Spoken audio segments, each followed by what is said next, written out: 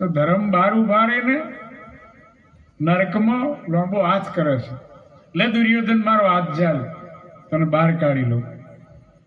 દુર્યોધન કે હું બીજો 1000 વર્ષ નરક મારો પણ તારો હાથ ના ઝાલ.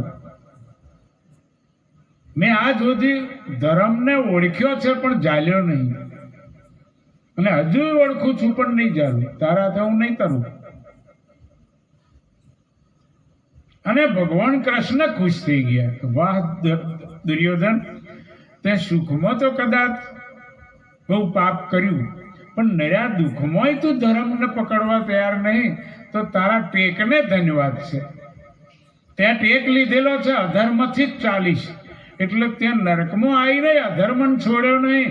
તો દુર્યોધન, હું તને મારો પગ લાંબો કરું છું, નીકળ બહાર.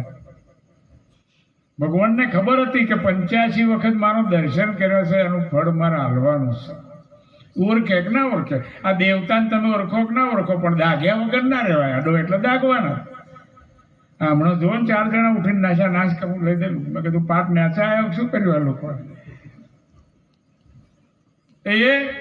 એ દુર્યોધને તરત ઉભો થયો. દુર્યોધન અને પેલા 99 કહી દીધું, મોમાન હોવ શકુની હોવ, કે હું પગ ઝાલું ને કનૈયાનો, એટલે મારા પગ તમે ઝાલો, મારો પગ તમે ઝાલો, બીજો ત્રીજાનો ઝાલે, ત્રીજો ચોથાનો ઝાલે, આખું લંગરિયું બાઈ નહેરી જવાનું આપણે.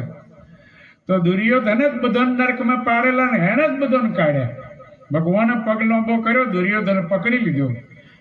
બહાર નીકળતો લંગરિયું એકનું બહાર આવ્યું શકુની મમ્મા હાથે. ભગવાન તરણ તારણ છે, ઓળખો કે ના ઓળખો, એનું કરેલું ભજન ફેલ નહીં જાય તમારું. તમે જેવા હોય એવા, એ નહીં